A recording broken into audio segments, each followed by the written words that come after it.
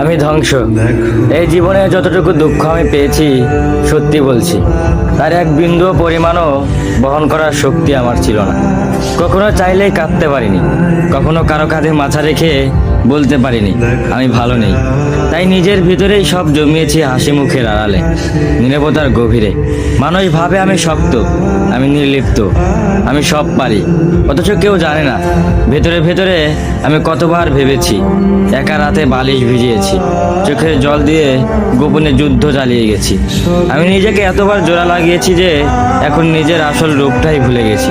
কখনো ভাবিনি হয়তো এই দুঃখগুলো সামলে নিতে পারবো, হয়তো সময় ঠিক করে দিবে সব কিছু। কিন্তু বাস্তবতা হলো আমি আয়ত্তের বাইরে দুঃখ ধারণ করতে করতে এখন নিজেই ধ্বংস হয়ে গেছি। এখন মনে হয় আমি নেই, আমি কেবল এক ভাঙা মানুষ, যার ভিতরে অনেক কথা জমে আছে কিন্তু শোনার কেউ নেই।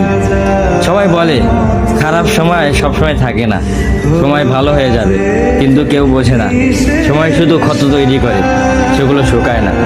আমি এখন কেবল একটু নীরবতা, মুখে হাসি, চোখে অন্ধকার আর মনে একরাশ দুঃখের বোঝা নিয়ে প্রতিদিন বেঁচে থাকার অভিনয় করে যাই।